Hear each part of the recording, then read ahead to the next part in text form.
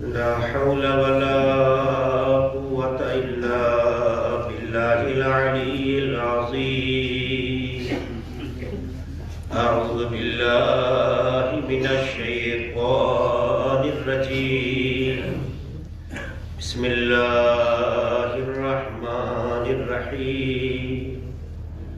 الحمد لله الذي أرسل رسوله بالهدى ودين الحق ليظهره على الدين كله ولو كره المشركون. الصلاة والسلام على سيدنا ونبينا وشفيع ذنوبنا وحبيب قلوبنا وطبيب نفوسنا ومولانا أبي القاسم محمد. اللهم صل على محمد وآل محمد وعلى أهل بيته الطيبين الطاهرين المعصومين المظلومين الذين أذهب الله عنهم الرجس وطهرهم تطهيرا. اللهم صل على محمد وآل محمد ولعنة الله على أعدائهم وغاصبي حقوقهم ومنكري فضائلهم أجمعين من ليلنا هذا إلى قيام يوم الدين. أما بعد، فقد قال رسول الله صلى الله عليه وآله وسلم: فاطمة بضعة مني من آذاها فقد آذاني ومن آذاني فقد آذى الله ومن آذى الله فقد كفر. صلی اللہ علیہ وسلم.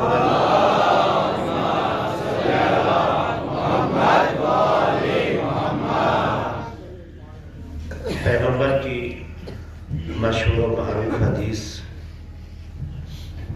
جسے محدثین اہل سنت اور محدثین شیعہ دونوں حضرات نے اپنی کتابوں میں نقل کیا علیہ السلام، جس کے حوالے سے کل ہماری گفتگو یہاں تک پہنچی کہ جب پیغمبر نے فرمایا کہ فاطمہ میرا ٹکڑا ہے، یہ اعلان اور یہ خبر جذبہ عاطفی کی بنیاد پہ نہیں ہے، جیسے ایک باپ اپنی اولاد کو بیٹا کہتا ہے یا ٹکڑا کہتا ہے. مادی بنیاد پر یہ ٹکڑا نہیں ہے، معنوی بنیاد پر یہ ٹکڑا ہے. ٹکڑے کے جتنے بھی پہلو قابل تصور ہیں اس کے نمونے آپ کے سامنے رکھے گئے اور یہ بتایا گیا کہ اللہ کے حبیب نے اسی جملے میں بضعۃ منی کے جو فراز ہیں، جو حقائق ہیں، جو اس کی حکمتیں ہیں، جو اس کی سچائیاں ہیں، جس وصف اور ارادے کے ساتھ یہ تعبیر استعمال کی گئی ہے اسی لفظ میں ہی بیان کر دیا ہے. یہ کہنا کہ من آذاہا فقط آذانی، یہ تو ہر باپ کہہ سکتا ہے اپنی اولاد کے لیے کہ جو میرے بچے کو اذیت پہنچائے گا اس نے مجھے اذیت پہنچائی گی. لیکن اس کے بعد کا جملہ من آذانی فقط آذى اللہ، یہ جملہ خود بتاتا ہے کہ یہاں گفتگو باپ اور بیٹی کی نہیں ہے، ورنہ مجھے اذیت پہنچائی تو خدا کو اذیت پہنچائی. اس کا مطلب من وجود یعنی پیغمبر کا وجود پروردگار کے نزدیک جس اعتبار سے ہے اس معیار پر مجھے دیکھنا اور اس فاطمہ کو دیکھنا.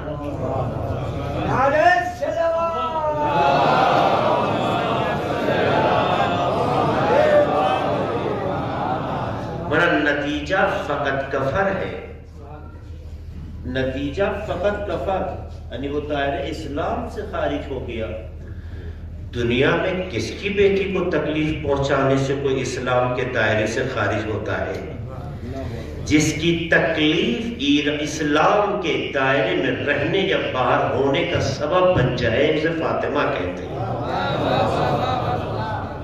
تو ظاہر ہے کہ یہ ٹکڑا وہ ہے کہ اگر اسے تکلیف پہنچائی تو اسلام سے خارج ہو گئے۔ اس کا نتیجہ یہ ہوا اگر اسے راضی رکھا تو اسلام میں رہ جاؤ گے۔ اب اگر کسی کے بارے میں آپ کو شک ہو رہا ہے کہ یہ مسلمان ہے یا نہیں ہے تو تاریخ سے پوچھو کہ کس نے فاطمہ کو اذیت پہنچائی، کس نے فاطمہ کو راضی رکھا۔ داڑھیاں لمبی رکھ لینا یہ اسلام کی پہچان نہیں ہے۔ ہمارے دیش میں بھی بہت سے لوگ لمبی لمبی داڑھیاں رکھتے ہیں، آپ انہیں مسلمان کہیں گے؟ ہمارے دیش میں تو ایک وقت آیا ایسی لمبی داڑھی رکھنے والے نے رکھی کہ لوگ سمجھنے لگے کہ اب اس سے بڑا ہمارے دیش میں کوئی بھکت نہیں ہوگا۔ میں اشارہ نہ کروں، بس بات کہہ کے نکل جاؤں، وہاں تک نہیں جانا چاہتا۔ تو داڑھیاں صرف رکھ لینا اسلام نہیں ہے۔ چہرے پر، پیشانی پر سجدے کی علامت کا ابھر جانا یہ مسلمان ہونے کی علامت نہیں ہے۔ نماز شب کا پابند ہو جانا یہ صرف اسلام نہیں ہے۔ اچھا قاری قرآن بن جانا یا حافظ قرآن بن جانا یہ مسلمان ہونے کے لیے کافی نہیں ہے۔ کیونکہ اگر کافی ہوتا تو کربلا میں امام حسین کو جو شہید کرنے کے لیے آئے تھے مد مقابل نماز شب کے پابند بھی تھے، قاری قرآن بھی تھے، حافظ قرآن بھی تھے، لمبی لمبی داڑھی رکھنے والے بھی تھے، دین کا شعور رکھنے والی بھی تعداد تھی۔ تمام چیزیں ہونے کے باوجود آپ انہیں مسلمان ماننے کو تیار ہیں؟ جو امام وقت کے خلاف خروج کرے ان کا قاتل بن جائے، آپ کہیں گے؟ نہیں۔ اس کا مطلب یہ ہے کہ اسلام صرف داڑھی رکھنے کا نام نہیں ہے۔ یہ دیکھو کہ جو اپنے کو مسلمان کہتا ہے، ایک تمہارے لیے ایک پروف دیا گیا ہے، وہ پروف یہ ہے کہ دیکھو فاطمہ اس سے راضی ہے یا نہیں ہے۔ اگر فاطمہ راضی ہے تو اس سے اچھا مسلمان نہیں ہو سکتا ہے، اور وہ اس سے ناراض ہو جائے تو اس سے بڑا خیر مسلمان نہیں ہو سکتا۔ ایک صدا پڑھتے محمد آل محمد پر۔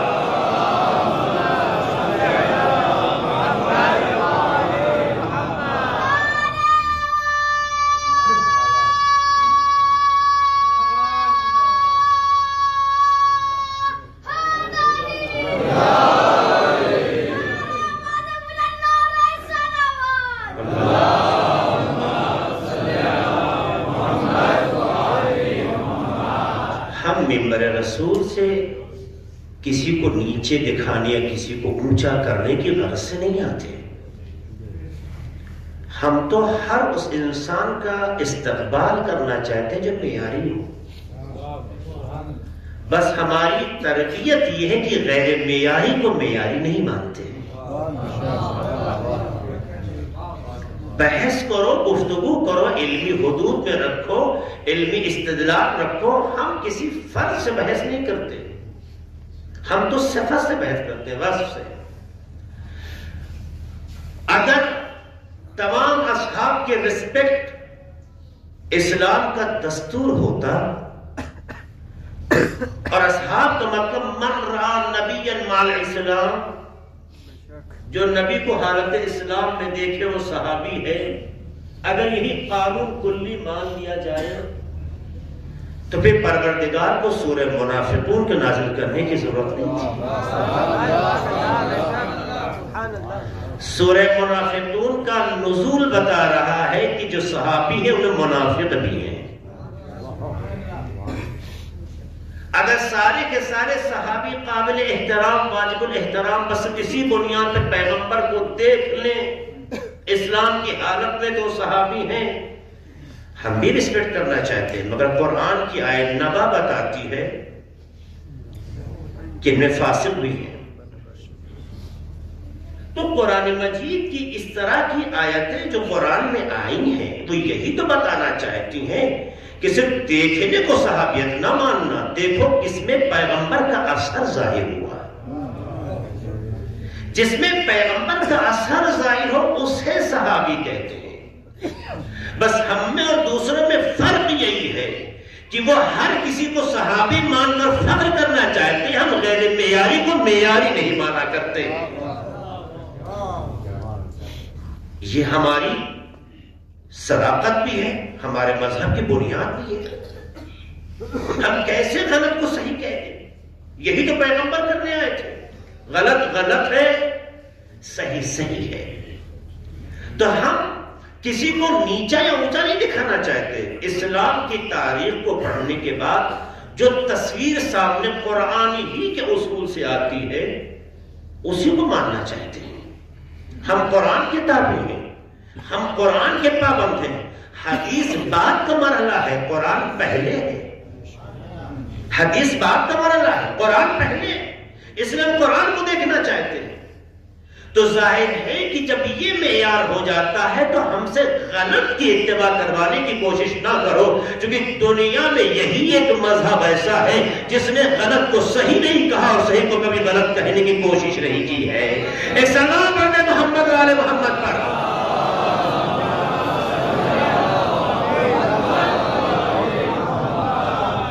آئے دیکھیں، ایک پیغمبر نے نمونہ دیا اپنی زندگی میں۔ یہ کیوں جملہ ارشاد فرمایا؟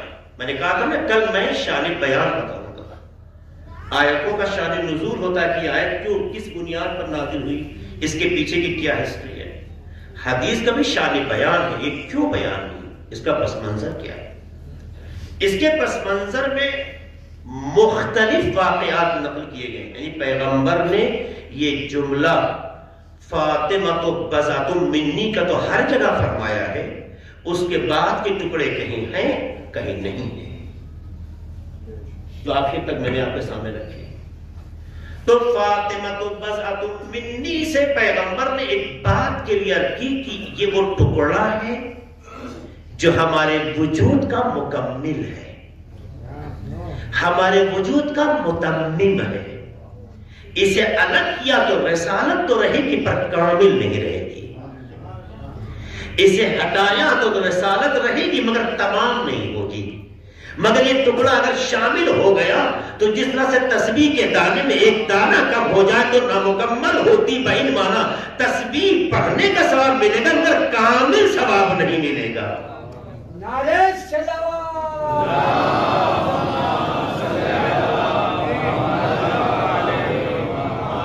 اس زاویے سے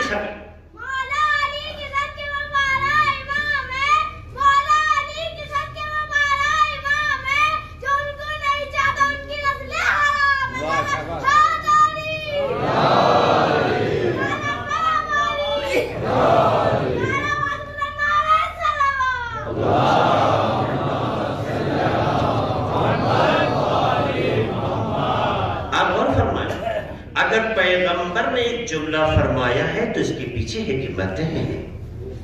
جس معیار کا آپ اپنے نبی کو نبی سمجھتے ہیں، آپ کے فہم کے اعتبار سے کہہ رہا ہوں، خدا کی حکمت تو بہت بڑی ہے، آپ کے فہم کے اعتبار سے اسی معیار پر اس جملے کے وزن کو سمجھنے کی کوشش کریں۔ اسی جملے میں بہت سی حکمتیں جو پیغمبر نے بیان کر دی۔ میرا ٹکڑا ہے، یہ بات کل کلیئر کرنے کی ٹکڑے سے مراد یہاں پر جسمانی ٹکڑا نہیں ہے، معنوی ٹکڑا ہے۔ ایسا ٹکڑا ہے کہ جس کے لیے فلمت تملا جمیعن کی سند آئی ہے۔ تو جب یہ ٹکڑا اس کا ہے تو جو اعتبار رسالت کا ہوگا، کہا تھا نا، جو اعتبار قرآن کا ہے وہی اس کی ایک آیت کا بھی ہے، جو وزن قرآن کا ہے وہی اس کی ایک آیت کا بھی ہے۔ لہذا آپ کو رسول کی رسالت کو جس منزل پر دیکھنا اور سمجھنا ہے، تم خود اپنے فہم سے، اپنے مطالعے سے، اپنے استدلال سے جس معیار پر رسول کی ذات گرامی کو لے جا کے دیکھنا چاہتے ہو، وہاں تک لے جا کے ایک جملہ سمجھنے کی کوشش کرنا کہ یہ اس کا ٹکڑا ہے. جس منزل پہ وہ ہے اسی منزل پہ یہ ہے. جو کمالات ان کے بھی وہی کمالات ہیں. فرق اتنا ہے کہ انہیں امامت اور نبوت نہیں ملی ہے، لیکن خدا نے یہ عہدہ نہ دے کر روح رسالت، روح امامت کا نام فاطمہ رکھا. جان رسالت، جان امامت کا نام فاطمہ رکھا. یعنی ایسی مرکزی حیثیت بنا دی کہ رسالت کو سمجھنا ہو تب بھی فاطمہ کی طرف دیکھو، امامت تک پہنچنا تب بھی فاطمہ کو دیکھو. تو جو رسالت اور امامت کے پہچان کا ذریعہ ہو اسے فاطمہ کہتے ہیں. تو جب یہ معرف ہے ان دو کمالات کے، تو یقیناً ان میں وہ سارے کمالات پائے جانے چاہیے کہ جس سے رسالت کی بھی شان سمجھ میں آئے، امامت کی بھی شان سمجھ میں آئے. اسی لیے ایک شخص نے، کتاب کا نام ہے مرج البحرین، مرج البحرین نے نقل کیا ہے کہ ایک عالم اہل سنت ہے جن کا نام ہے ابو بکر ابن علی ابن داؤد، ابو بکر ابن داؤد ابن علی، ابو بکر ابن داؤد ابن علی. ان سے سوال کے بہت بڑے عالم دین ہیں. ان سے سوال کیا، مرج البحرین نے لکھا ہے، سنت کی کتاب ہے، کہ یہ بتائیے فاطمہ افضل ہے یا خدیجہ؟ فاطمہ افضل ہے یا خدیجہ؟ اس عالم اہل سنت نے برجستہ جواب دیا فاطمہ. صرف جملہ نہیں کہا، اس کے بعد کا جملہ سننے کا ہے. کہتے ہیں قابل غور مرحلہ ہے، خدیجہ تمام اوصاف و کمالات کے باوجود بھی مساوی رسالت نہیں ہے، لیکن فاطمہ تو بضعۃ منی کا جملہ بتاتا ہے کہ فاطمہ عین رسالت ہے، مساوی رسالت ہے. استدلال کیا اس نے. تو جو مساوی نبوت ہو، مساوی رسالت ہو، عدل پیغمبر ہو، عدل نبوت ہو، عدل رسالت ہو، عدل مساوی، تو جو اس طرح سے ہو کیسے خدیجہ افضل ہو سکتی ہے؟ اس لیے فاطمہ افضل ہے. نعرہ صلوات.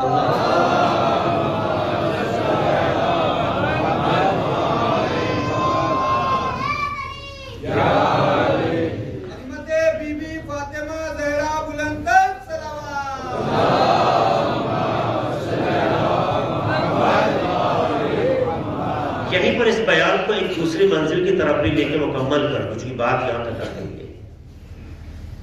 اسی طریقے سے واقعہ ملتا ہے تاریخ میں کہ ایک بادشاہ کے دربار میں علماء کی نشست تھی.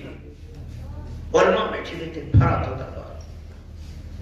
اس دن کا موضوع یہ تھا کہ فاطمہ افضل ہے یا مریم. گفتگو کا موضوع کیا تھا، ٹاپک کیا تھا؟ فاطمہ افضل ہے یا مریم. جب بادشاہ کی طرف سے یہ سوال پیش کیا گیا، سنیے گا مجھ سے، میں کچھ حاشیے ضرور پیش کروں گا اس کے بیچ میں بات ہے کہ جو ہمارے اور آپ کے لیے عبرت اور قابل غور ہے. اگر ہمارے اور آپ کے مجمع میں علماء کا مجمع ہو اور کوئی سوال کر لے کہ سرکار اس کے بارے میں کیا خیال ہے، تو کوئی ایسا ہوگا کہ کہہ کے صاحب جواب کر دیں گے؟ بولیے.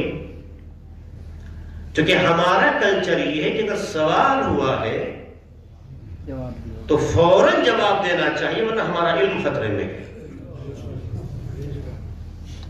لیکن بادشاہ کے دربار میں جب اس سوال رکھا گیا تو علماء نے کہا سرکار کیا ممکن ہے کہ اس کا جواب کل دیا جائے؟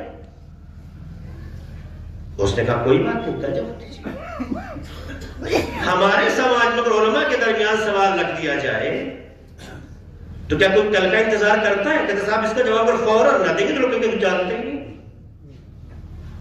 عزیزوں، نہ جاننا جہالت نہیں، علم ہے. عدم العلم جہالت نہیں ہے، عدم العلم علم ہے. آپ کو پتا تو ہے کہ آپ کو پتا کیا نہیں ہے. اور جس کو پتا ہے کہ کچھ نہیں معلوم پھر بھی ظاہر کرے سب کچھ جانتا ہے، سب سے بڑا جاہل ہے۔ جسے پتا ہم کتنے پانی میں ہیں اور اس کے بعد ظاہر کرے کہ ہمیں سب کچھ آتا ہے، اس سے بڑا جاہل نہیں ہو سکتا ہے۔ لیکن جسے پتا ہے کہ مجھے نہیں پتا ہے، یہ جہالت میں علم ہے۔ اس لیے نہج البلاغہ میں امام فرماتے ہیں من ترک قول لا ادری فقد ہلاک، جس نے یہ کہنا چھوڑ دیا مجھے نہیں آتا وہ ہلاک ہو گیا۔ تو نہ جاننا جہالت نہیں ہے، نہ جانتے ہوئے جاننے کا مظاہرہ کرنا جہالت ہے۔ علماء نے یہ کہا، ہم کل جواب دیں گے۔ دوسرے دن پھر دربار سجا۔ آج تو لوگ بہت مستعد اور تیاری کے ساتھ ہیں۔ دربار میں جب سب بیٹھ گئے پھر سوال شروع کیا گیا۔ سبھی نے بیک وقت ایک جواب دیا، مریم افضل ہے۔ کون افضل ہے؟ مریم۔ سب کی طرف بادشاہ نے، حاکم نے نظر ڈالی، سب نے کہا جی سرکار مریم افضل ہے۔ اتنے میں گوشے سے ایک شیعہ عالم دین بھی تھا۔ جب سب اپنی بات کہہ چکے تب اس نے لب کشائی کی کہ اگر سرکار اجازت دیجیے تو میں بھی کوئی لب کشائی کروں۔ تو جب تک اس نے یہ کہا کسی کے لیے کوئی بڑی بات نہیں تھی، اس نے کہا کہ نہیں فاطمہ افضل ہے، مریم نہیں۔ تو جب دریا کی رفتار ایک طرف ہو، دھار ایک طرف بہ رہی ہو اور ایک طرف اس کے مقابل چلنے کی کوشش تو سب گھور گھور کے دیکھیں گے یہ کون آ گیا ہمارے درمیان۔ اچھا اگر تمہیں کہنا ہی تھا تو تم نے بیچ میں کہنے کی کوشش کیوں نہیں کی؟ کہاں جہاں علم ہوتا ہے اور اس پر اعتماد ہوتا ہے وہاں بے اعتمادی کا ثبوت نہیں دیا جاتا۔ سکون، اطمینان، جب سب اپنی بات کہنے تو اپنی بات رکھو۔ جب اس نے یہ کہا تو سارا مجمع، اتنے بڑے بڑے علماء، درباری علماء تو آپ سمجھ ہی سکتے ہیں، ہمارے آج کے دور میں بھی درباری علماء کی کمی نہیں ہے، ان کا معیار بھی جانتے ہیں، ان کی اوقات بھی جانتے ہیں، ہر دور میں درباری علماء رہے۔ بہت سے لوگ پڑھے لکھے نہیں درباری علماء بن گئے، کچھ لوگ منافع اور سود پرست ہیں، دنیا پرست ہیں، اس لیے درباری علماء بن جاتے ہیں، اور بہت سے لوگوں کے پاس حکمتیں نہیں ہیں اس لیے درباری علماء بن جاتے ہیں۔ درباری علماء مثبت نہیں ہے، منفی ہے۔ برابر ہے؟ جب اس نے یہ کہا کہ نہیں مریم نہیں فاطمہ افضل ہے تو سب غرائے میں نگاہ سے دیکھ رہے ہیں اور انداز سے دیکھ رہے ہیں، یہ کیسے ہو سکتا ہے، تم کیسے کہہ سکتے ہو؟ تو بادشاہ نے کہا بتاؤ دلیل کیا تمہارے پاس؟ کہ سرکار جو یہ حضرات کہہ رہے ہیں دعویٰ تو انہوں نے کیا ہے، یہ کہہ رہے نا کہ مریم افضل ہے تو دلیل یہ پیش کریں۔ دیکھیں شیعہ عالم دین کیوں انتظار میں بیٹھا رہا، پہلے نہیں بولا؟ چونکہ جانتا ہے کہ گفتگو میں دلیلوں پہ جب بحث ہوگی تو پہلے سامنے والے کی دلیل آئے تاکہ اپنی دلیل کا وزن ثابت ہو سکے۔ اگر ہم نے پہلے مدعا رکھ دیا تو دلیل ہماری ہوگی تو اس کا وزن ہلکا پڑ جائے گا۔ اس لیے تاریخ میں کبھی شیعہ علماء نے جلد بازی نہیں کی ہے۔ بہت سی باتیں اس کے پیچھے جو میں نہیں کہوں گا، یہاں موضوع سے الگ ہے۔ اچھا جب یہ بات ہو گئی اب دلیلوں کا مسئلہ بادشاہ نے کہا صحیح بات ہے، آپ لوگوں نے کہا ہے مریم افضل دلیل دیجیے۔ کہا ہماری دلیل قرآن مجید کے سورہ آل عمران کی آیت نمبر 42-42 ہے، جس میں اللہ فرماتا ہے وَقَالَتِ الْمَلَائِكَةُ يَا مَرْيَمُ إِنَّ اللَّهَ اصْطَفَاكِ وَطَهَّرَكِ وَاصْطَفَاكِ عَلَى نِسَاءِ الْعَالَمِينَ۔ جب ملائکہ نے کہا اے مریم اللہ نے آپ کو چنا، آپ کو پاک بنایا، طاہر بنایا اور آپ کو عالمین کی عورتوں پہ چنا، تو اللہ نے جناب مریم کی طہارت کا اعلان قرآن میں کیا۔ تو مریم اس لیے افضل ہے کہ سورہ آل عمران کی آیت میں مریم کو طاہرہ کہا گیا، مریم کی طہارت کا اعلان ہوا۔ اب ظاہری قصہ لوگ کہیں ہاں دیکھیے ہے نا، ہے نا۔ جب ان کی طرف پلٹا بادشاہ تو کہا جناب ایک جملہ کہنا چاہتا ہوں، سورہ آل عمران میں لفظ طہارت جناب مریم کے لیے ایک بار استعمال ہوا ہے، لیکن آیت تطہیر میں فاطمہ کی طہارت پہ 2 مرتبہ ہوتا ہے، رقم تطہیر آیت ہے۔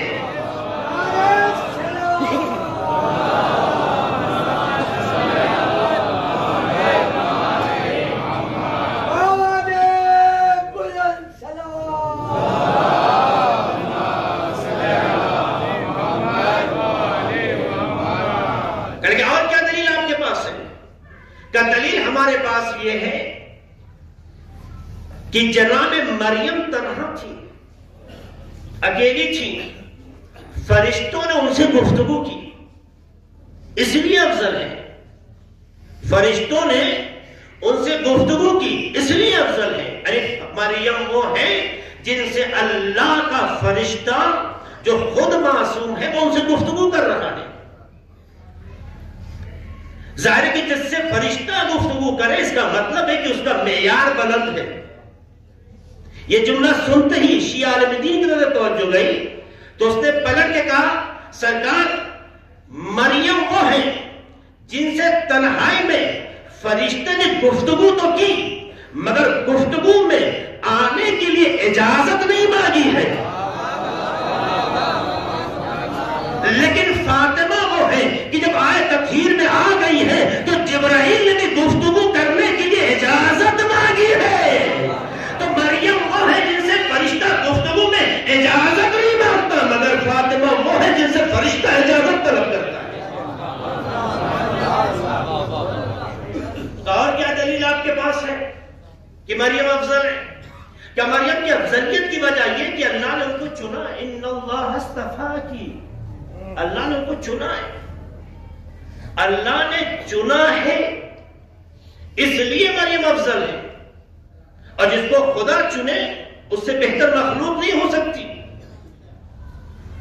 اور ظاہر ہے کہ قرآن کی آیت کہتی ہے ان اللہ اصطفاکی، سب نے کہا ہاں ہاں ہاں ہاں، وہی ہے نا جہاں صحیح دماغ کا اور عقل کا استعمال نہ ہوا گردنیں تو ہلتی ہیں، فکر کام نہیں کرتی۔ ہاں ہاں افضل ہے، دیکھیے دیکھیے چنا ہے، ان اللہ اصطفاکی، ایک بار دو بار کا اصطفاکی کا سرکار میں ایک جملہ کہنا چاہتا ہوں۔ ایک شخص ہے جسے چنا گیا ہے، اس کے کردار کی بنیاد پر، اس کے اخلاق کی بنیاد پر، اس کی عبادت کی بنیاد پر، اس کے تقوی کی بنیاد پر، اس کی عفت کی بنیاد پر ایک شخص سے چنا گیا ہے، اور ایک وہ شخص ہے کہ جسے سے چنا نہیں گیا ہے، سیادت عطا کی گئی ہے۔ آیا چنا جانا جو ہے امتیاز ہے یا سیادت سرداری کا ہونا امتیاز ہے؟ جناب مریم کو چنا گیا ہے، لیکن ہمارے آخری نبی نے جو تمام محدثین نے لکھا ہے کہ فرمایا ہے کہ فاطمہ سیدۃ النساء العالمین ہے، تو مریم کو صرف چنا گیا ہے لیکن فاطمہ کو سرداری ملی ہے۔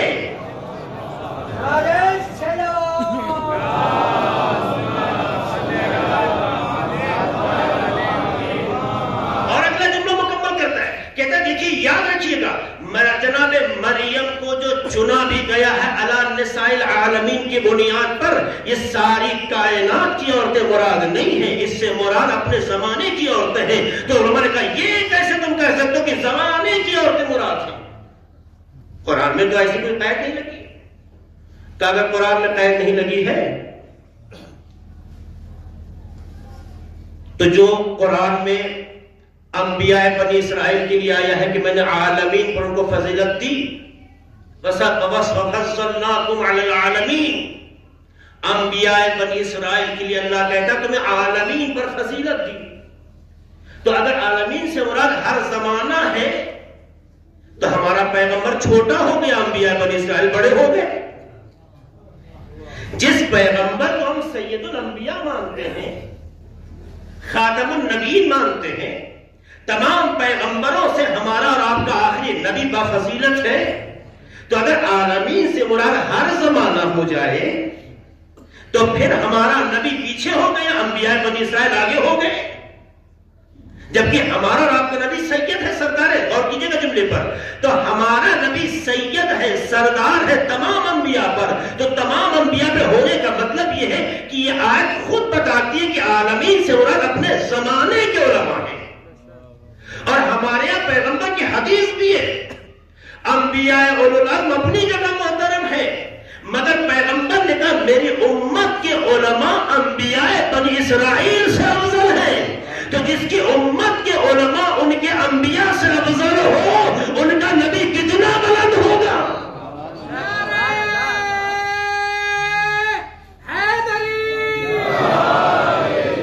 اس کا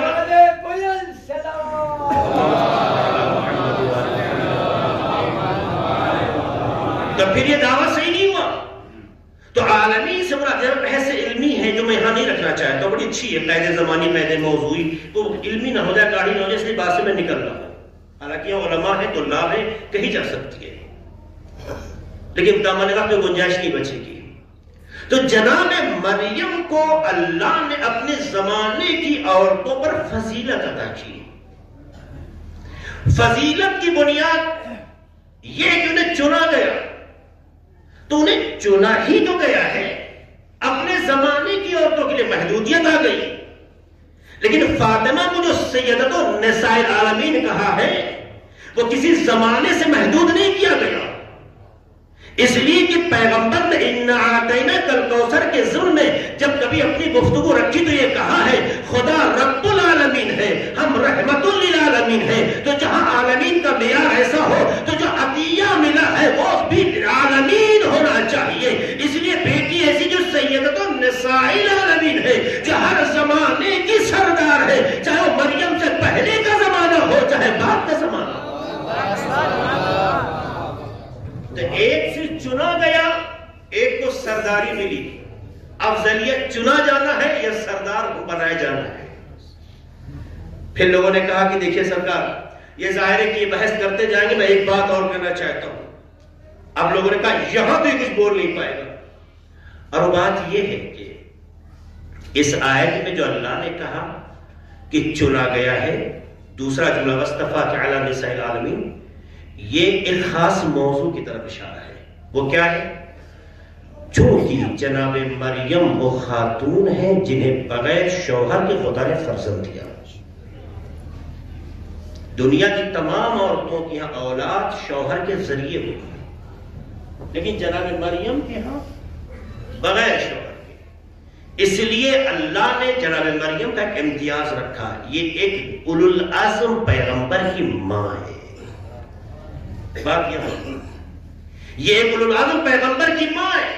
اب یہ دیکھ رہے ہیں کہ ہم نے بڑی بات کہہ دی ہے کہ اولو العزم پیغمبر کی ماں ابھی کیسے لے کر آئیں گے. اور اسی وجہ سے یہ تمام عورتوں سے افضل ہے، یہاں تک کہ جناب فاطمہ سے. جب یہ بات ہو گئی تو پوچھا آپ کیا کہتے ہیں؟ کہ سرکار یہ اولو العزم پیغمبر کی ماں ہے، یعنی جناب عیسیٰ کی ماں ہے. ان کا امتیاز یہ ہے کہ اللہ نے چنا اس حیثیت سے کہ ایک نبی کی ماں بنایا. میں آپ سے اتنا پوچھنا چاہتا ہوں، ایک عورت کے کمالات کو ایک پہلو لیا جائے، بقیہ پہلو چھوڑ دیا جائے، یہ کامل کمال کہلائے گا؟ کیونکہ کوئی بھی لڑکی ہو وہ بیٹی ہوتی ہے، زوجہ ہوتی ہے، ماں ہوتی ہے، تینوں مراحل میں اسے دیکھا جاتا ہے. بیٹی ہونے کے اعتبار سے بھی کمال دیکھا جاتا ہے، زوجہ ہونے کے بھی اعتبار سے کمال دیکھا جاتا ہے، ماں ہونے کے اعتبار سے بھی کمال دیکھا جاتا ہے. اگر جناب مریم کو بفضیلت مان بھی لیا جائے تو ماں ہونے کے اعتبار سے تو ہے، مگر بیٹی ہونے کے اعتبار سے ایسی فضیلتیں نقل نہیں ہوئی ہے کہ جس کے باپ نے بچپن میں کہا ہو، جس طرح پیغمبر نے کہا فاطمہ تو ام ابیہا. یہ تو ایک اولو العزم پیغمبر کی ماں بنی ہے، دیکھی کہ ماں ہونے کا مرتبہ باپ کا مرحلہ ہے. بچپن میں اتنی کمال پہ پہنچی ہے کہ سید الانبیاء نے انہیں ماں کہہ کے آواز دی ہے. صلی اللہ علیہ محمد والے محمد پر.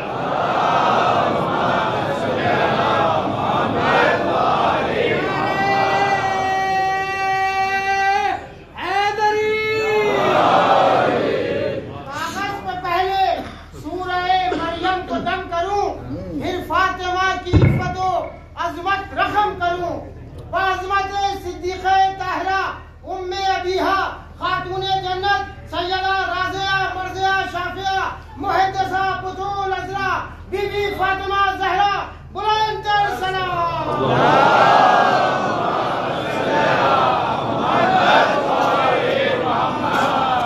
گفتگو اور طولانی بات کو ختم کرتے ہوئے جملہ کہنا چاہتا ہوں آخر میں اس حوالے سے کہ اس عالم دین نے جو شیعہ عالم دین تھا، ساری استدلال کا منطقی اور بہت ہی خاموشی دلیل ان کی تھی، جواب ان کا تھا.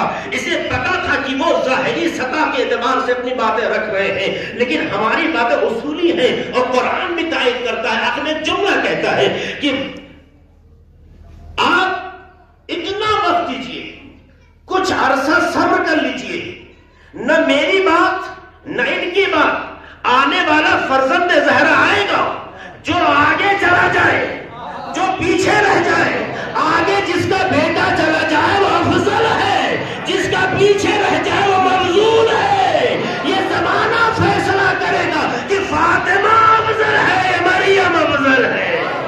صلوات محمد اور محمد پر۔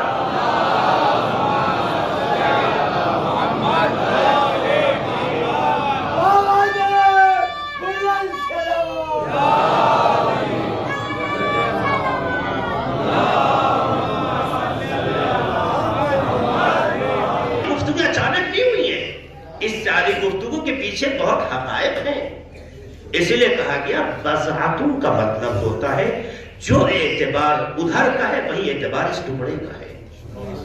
آپ دیکھیے اعتبار کی طرف ایک اشارہ کروں کہ پیغمبر کا نام کس نے رکھا؟ مجھے بتائیے، پیغمبر کا نام کس نے رکھا؟ اللہ نے۔ انی سمیتہ احمد، اللہ نے احمد نام رکھا نہیں رکھا۔ جناب آدم کی آسمان پر جو فرشتے سے گفتگو ہو رہی ہے اس میں ساری باتیں ہوئی ہیں، خود پیغمبر کی معراج پہ بھی گفتگو ہوئی ہے، اس میں بھی حقیقت سامنے آئی ہے۔ میں ادھر بھی جب اشارہ کرنا چاہتا ہوں، پیغمبر اس ہستی کا نام ہے جن کی ولادت تو اس کائنات میں ہوئی لیکن نام خدا نے رکھا، نام خدا نے رکھا۔ تو جو ٹکڑا ہے اس کا بھی اعتبار ایسے ہی ہونا چاہیے۔ اس لیے جناب فاطمہ زہرا سلام اللہ علیہ کا نام بھی فاطمہ کس نے رکھا؟ خدا نے رکھا۔ اور امام معصوم کا جملہ ہے، امام معصوم فرماتے ہیں میری ماں فاطمہ کا کوئی نام نہیں ہے۔ یہ عجیب جملہ ہے نا، میری ماں فاطمہ کا کوئی نام نہیں ہے، جیسے جیسے ان کا کردار دنیا نے دیکھا ایک نام سے یاد کرنا شروع کر دیا۔ یہ بیان کا دوسرا رخ ہے۔ میں یہی رک کے ایک جملہ کہتا ہوں اس موقع پر۔ دیکھیے دنیا میں جب کوئی بچہ پیدا ہوتا ہے تو اس کا ایک نام رکھا ہی جاتا ہے، کچھ بھی رکھے گا، اپنے اپنے گھر کے اپنے اپنے سلیقے، کچھ بھی رکھیے، ایک نام ہم رکھتے ہیں، ضروری نہیں کہ وہ بچہ اس نام کے معیار کے مطابق ہو۔ ایک بچے کا نام ہم عالم رکھتے ہیں، زمانے میں اس سے بڑا جاہل کوئی نہیں ہوتا۔ ایک بچے کا نام ادیب رکھتے ہیں، اس سے بڑا بے ادب نہیں نکلتا۔ عاقل رکھتے ہیں، اس سے بڑا احمق نہیں نکلتا۔ تو یہ ہو سکتا ہے کہ ہر بچے کا دنیا میں ایک نام رکھا جاتا ہے، لیکن نام کا اثر زندگی میں ویسا ہی ہو یہ ضروری نہیں ہے۔ یہ تو گھر کی تربیت بولتی ہے نا، گھر کی تربیت بولتی ہے۔ تو نام جو رکھا جاتا ہے پکارنے کے لیے، آپ کچھ بھی رکھتے ہیں، ہمارے سماج میں تو لوگ نام رکھنے میں کیا کیا ماہر ہیں، ہے نا، کہتے ہیں کہ صاحب ایسا نام رکھو کہ ہمارے خاندان محلے میں بھی نہ ہو۔ نتیجے میں کہاں سے لے کر آئے تو ڈکشنری ڈھونڈتے ہیں، پھر وہ ٹیلی ویژن کے سیریلز دیکھتے ہیں جو اس میں فرضی نام رکھے گئے ہیں، ان میں جو انہیں اچھا لگ جا رکھ دیں گے، اور یا پھر نہیں، قرآن کی تلاوت کرتے کرتے آیت عربی تو پتہ نہیں ہے، کہا جو لفظ ہمیں سننے میں اچھا لگ جائے رکھ دو۔ کسی کا لذینہ رکھ دیا، کسی کا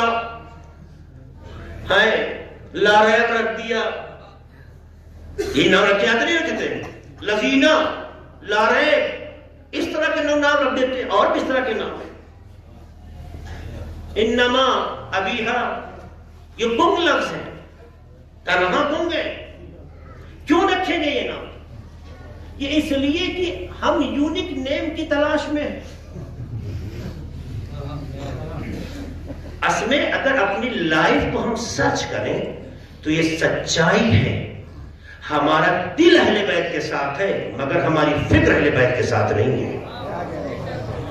یہ سچائی ہے، اسے مانیں، ایکسپٹ کریں۔ میں کسی کو سرٹیفکیٹ نہیں دے رہا ہوں، یہ کلچر کو ریڈ کر کے میں اپنی ریڈنگ کو پیش کر رہا ہوں۔ کبھی آپ نے سوچا ہم تو ڈھونڈتے ہیں ڈکشنری، ہم تو ڈھونڈتے ہیں غضب کی دنیا، اہل بیت تو موجد زبان ہے، اہل بیت تو موجد کلمات ہیں، کیا ان کے پاس الفاظ کی کمی ہے؟ نہیں، تو پھر انہوں نے کیوں نام رکھا محمد علی محمد علی محمد علی؟ آپ 12 اماموں کو دیکھ لیجئے، محمد علی کیوں رکھتے چلے گئے؟ کیا وجہ؟ کیا ان کو نہیں سمجھ میں آیا کہ اگر محلے میں نام ہو گیا کافی ہے؟ ارے کہیں انہیں کی نام لے کے آنا چاہیے، یہ نام محمد علی کیوں رکھتے چلے گئے؟ کہا اس کی 2 وجہ ہے۔ پہلی وجہ یہ ہے کہ لفظ محمد علی سے بہتر کوئی لفظ نہیں ہے، اور دوسری وجہ یہ ہے کہ خاندان کا نام رکھو، اس سے خاندان جیتا ہے، مرتا نہیں ہے۔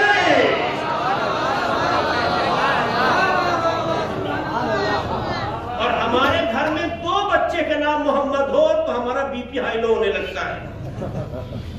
ارے سب کا نام محمد، کیسے نیا نام ڈھونڈو؟ تو انسر نام ڈھونڈتے ہیں۔ میں اس پہ کمنٹ نہیں کروں، بڑے اچھے ہے، اس پہ کمنٹس ہیں میرے، آپ دیکھ سکتے ہیں۔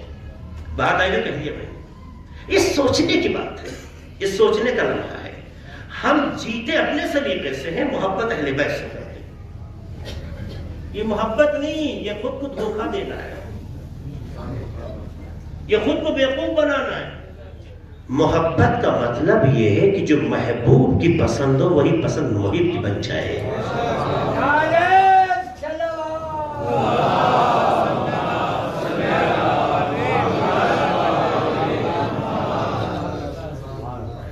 اہل بیت سے محبت رکھیں اور گالیاں بکیں، اہل بیت سے محبت رکھیں اور کسی کا حق ادا نہ کریں، اہل بیت سے محبت رکھیں اور کسی کا حق لے کے بیٹھ جائیں، نظر کرانے کا بڑا شوق ہو مگر کسی کی امانت واپس نہ کریں،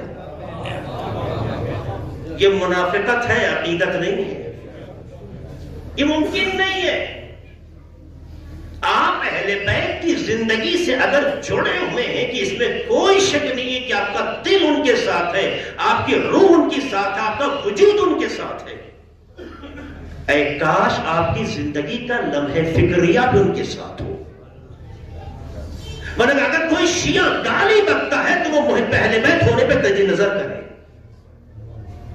اگر کوئی شیعہ کسی کو دھوکہ دیتا ہے تو اپنے محب اہل بیت ہونے پہ تجی نظر کرے، اگر کسی کا حق مارتا ہے تو اپنی محبت پہ تجی نظر کرے، کیونکہ جہاں ولایت ہوتی ہے وہاں حق ادا کیے جاتے ہیں، لیے نہیں جاتے۔ جہاں محبت اہل بیت آتی ہے وہاں دینے کا جذبہ ہے لیکن مارنے کا جذبہ نہیں ہوتا ہے۔ دنیا کو بیوقوف بنانے کے لیے بنا لیجئے۔ میں ایک جملہ کہتا ہوں، سخت ضرور ہے مگر آپ سن لیجئے، چونکہ میں کبھی بھی منبر پر آپ کی پسند کی بات کو ضروری نہیں ہے، جس کی نوکری کرتا ہوں اسی کی بات کرتا ہوں، کیونکہ آپ سے زیادہ مجھے اس کا ڈر ہے۔ اس لیے بات کہنا چاہتا ہوں، آپ دیکھیے بہت سے لوگ جاتے ہیں نا کربلا، بہت سے لوگ کربلا جاتے ہیں نا، بات سننی آگے اس لیے کہہ رہا ہوں۔ ماشاءاللہ امام حسین نے شرف بخشا، اہل بیت نے شرف بخشا، میرا یہ 99 جو ہے انشاءاللہ بس ایک اور جو سنچری پوری ہو جائے گی، ہے نا؟ سنا ہوگا آپ نے، بہت سے لوگ کربلا کی زیارتوں کو بھی گنتے ہیں، کتنی بار گئے؟ اللہ جسے بھی توفیق دے، جتنی بھی بار جائے کم ہے، جتنی بھی بار جائے کم ہے، لیکن زیارت عدد سے نہیں سمجھی جاتی، زیارتیں عدد سے نہیں سمجھی جاتی۔ تم 99 مرتبہ ضرور گئے ہو لیکن واپس آ کے جھوٹ ویسے ہی بولتے ہو، گالیاں ویسے ہی دیتے ہو، حق ویسے ہی مارتے ہو، گناہ ویسے ہی کرتے ہو، تمہارے نظام زندگی میں کوئی فرق نہیں آیا، تو اس کا مطلب یہ ہے شوق پورا ہوا ہے، زیارت نہیں ہوئی ہے۔ کربلا اس سرزمین کا نام ہے جس پر نظر اگر معنوی اعتبار سے پڑ جائے تو انسان کی روح منقلب ہو جاتی ہے، جانے والا گنہگار ہوتا ہے، واپس آنے والا زائر حسین ہوتا ہے۔ زائر کہتے ہی اسے ہے کہ جب بولے تو لگے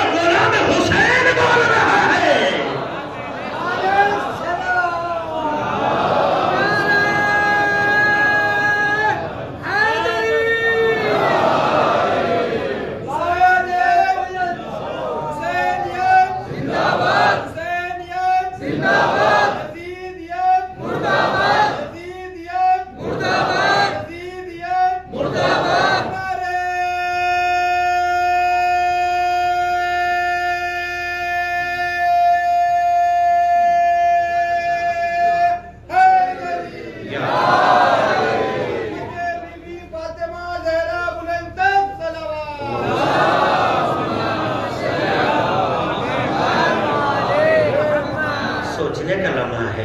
ہمارے ہندوستان میں پھر بھی آج یہ کلچر دیکھنے میں آتا ہے، کوئی حج کرنے چلا جائے تو واپسی پر داڑھی رکھنے کی عادت ڈال لیتا ہے، نماز کی پابندی کرنے لگتا ہے، کوشش کرتا ہے گناہ سے بچنے کی۔ امام حسین سے مل کے آئے اور زندگی میں کوئی بدلاؤ نہیں آیا۔ یہ امام حسین سے ملاقات نہیں کی ہے، طلب تھی، شوق پورا ہو گیا ہے۔ اس لیے زیارت کا مطلب امام حسین سے ملاقات کرنا، زیارت کہتے ہیں ملاقات کو، اور ملاقات کے بعد اس کا اثر ہماری زندگی میں نہ آئے تو یہ زیارت کا مذاق اڑانا ہے۔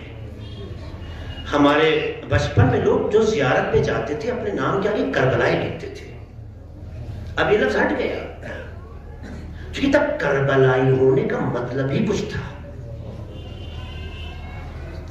اب تو ہر کوئی کربلائی بن رہا ہے مگر کربلائی نظر نہیں آ رہا ہے۔ ہماری رات کی نگاہ نہیں، امام زمانہ کی نگاہ کربلائی کی تلاش میں ہے۔ ایک صلوات پڑھ دے محمد والے محمد پر۔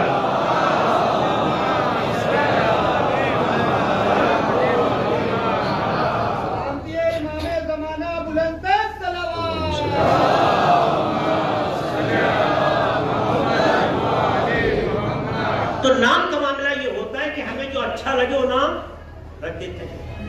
تو ایک نام ہم رکھتے ہیں، ضروری نہیں کہ اس نام کے مطابق اس کی زندگی ظاہر ہے۔ اور عربی میں ایک لفظ ہے لقب۔ لقب کا مطلب جانتے کیا ہے؟ لقب جو ہے نام نہیں ہوتا، صرف یہ نام رکھا نہیں جاتا۔ جیسے ہم بچپن میں کوئی پیدا ہو جائے کسی کا نام رکھتے ہیں۔ لقب انسان کا کردار ہے جو نام کی شکل اختیار کرتا ہے، انسان کا کیریکٹر ہے جو نام کی شکل اختیار کرتا ہے، اسے کہتے ہیں لقب۔ صادق پیغمبر کا نام نہیں ہے، لقب ہے۔ یعنی پیغمبر کے بچپن سے لے کے جوانی اور نوجوانی کے اور جوانی کے مرحلے سے 40 سال کے عمر سے نزدیک پہنچ رہے ہیں، سارا مکہ دیکھ رہا ہے کہ جب سے آنکھ کھولی آج تک جھوٹ نہیں بولا، تو پیغمبر کی زبان کی صداقت نے ان کو صادق بنا دیا۔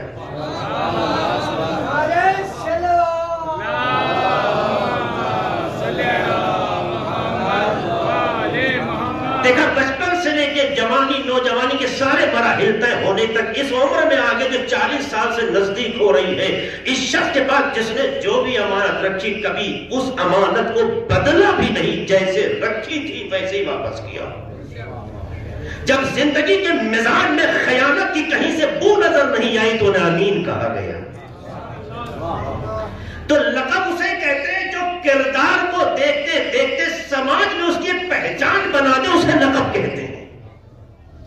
یہی وجہ ہے کہ معصوم فرماتے ہیں کہ میری ماں فاطمہ کا بھی کوئی نام رکھا نہیں گیا ہے، بلکہ فاطمہ کے کردار کو دیکھا گیا، جیسا کردار تھا ویسے یاد کیا گیا ہے۔ میں اور آگے بڑھ کے کہہ دوں، اللہ کا بھی کوئی نام نہیں ہے، لفظ جلالہ ایک تشخص ہے۔ اللہ لفظ جلالہ ایک تشخص ہے پروردگار۔ مولانا قرآن کے دونوں طرف جلدوں میں جو 99 نیمز لکھے ہیں اللہ کے، کیا اللہ کے بس یہی نام ہے؟ جو محدود ہو جائے وہ خدا نہیں ہے۔ یہ بندوں کی اپنے پروردگار کی معرفت کی بلندی ہے، جتنا بندہ پہچان چکا ہے اس اعتبار سے اسے یاد کیا ہے۔ دیکھا رزق دیتا ہے اسے رازق کہا، دیکھا معاف کر دیتا ہے غفور کہا، دیکھا کرم کرتا ہے کریم کہا، دیکھا عذاب بھیجتا ہے قہار کہا، دیکھا کہ وہ مغفرت کے لیے آگے ہے اسے رحیم کہا. اس طرح کے اللہ کے جو القاب 99 ہے یہ پروردگار کے حصری نام نہیں ہے، یہ بندوں کی عاجزی ہے. جہاں تک پہنچ سکا ہے اس نے اعتبار سے منا میں نام یاد کیا ہے. تو اللہ نے کائنات میں صرف اپنی ہی ذات کو نہیں، اپنی ذات سے متعلق جو اللہ کی پہچاننے کا ذریعہ ہے ان میں بھی یہ چیز دکھائی اور پیش کر دی. یاد رکھنا کہ ہمارے کچھ بندے بھی ایسے ہیں کہ جن کے نام میں محدود نہیں کیا جا سکتا ہے. جتنا بندہ انہیں پہچانتا چلا جاتا ہے اسی اعتبار سے انہیں یاد کیا جاتا ہے. راضیہ کہا گیا، مرضیہ کہا گیا، محدثہ کہا گیا، محدثہ کہا گیا. یہ جناب فاطمہ کے نام نہیں ہے، یہ جناب فاطمہ کا کردار ہے جو نام بن گیا ہے. جب فرشتے سے گفتگو کی، جب فرشتے سے گفتگو کی تو محدثہ کہلائی، جب فرشتے نے گفتگو ان سے کی محدثہ کہلائی، جب اللہ سے یہ راضی ہوئی راضیہ کہلائی، جب اللہ ان سے راضی ہوا مرضیہ کہلائی، جب زہرا کہلائی. فاطمہ کی شخصیت القاب کی شکل میں جب آگے آتی ہے تو یہ رقم نام نہیں ہے، کردار ہے جو نام کی شکل میں بول رہا ہے. سلام محمد والے محمد پر.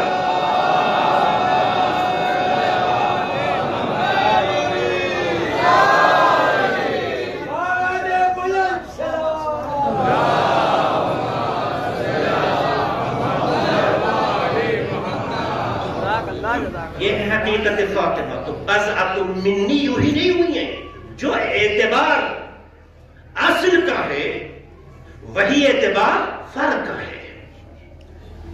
اس لیے ایک دن پیغمبر کے لیے ملتا ہے کہ گھر سے جناب فاطمہ زہرا سلام اللہ علیہا کا ہاتھ پکڑ کے نکلے، مسجد نبوی کے پاس آئے اور ایک جملہ کہا، من عرف هذه فقد عرف ومن لم يعرف هي فاطمة بنت محمد. جملہ فرماتے ہیں جس نے ان کو پہچانا پہچانا، اور جو نہیں پہچانتا ہے وہ جان لے یہ فاطمہ بنت محمد ہے. اگر اتنا کہتے تو بات سمجھ میں آ گئی کہ باپ اور بیٹی کی بات تھی. اس کے بعد کا جملہ ہے بضعۃ منی، یہ میرا ٹکڑا ہے. وقلبی الذی بین جنبی، اور میرا وہ قلب ہے، میری روح ہے جو میرے دونوں پہلو کے درمیان ہے. یہ ہے پیغمبر، اس انداز سے پہچانا ہے. پیغمبر نے اس انداز سے کیوں، اس کے بارے میں شان بیان کے حوالے سے علماء آگے لکھتے ہیں، وہ اس قابل غور ہے. کہتے ہیں کہ پیغمبر نے جناب فاطمہ کی شخصیت کو مختلف مواقع پر اجاگر کیا، واضح کیا، پیش کیا. آپ نے سنا ہوگا ابو لبابہ کا واقعہ. ابو لبابہ یہ پیغمبر کے مشہور معروف صحابی میں سے ہیں. کچھ جنگوں میں پیغمبر کے کمانڈر رہے، لیکن ابو لبابہ سے خطا ہوئی. یہ بھی ہم آپ کے لیے قابل غور ہے. ہمارے درمیان لوگ خطا تو ہو جاتی ہے مگر کچھ لوگ ڈھیٹ ہوتے ہیں، خطا کرتے مگر نادم نہیں. غلطی کر کے اگر نادم ہونے کا جذبہ پیدا نہ ہو تو سمجھ لینا خدا کی رحمت سے دور ہو. چونکہ نادم وہی ہوتا ہے جس کا ضمیر زندہ ہوتا ہے.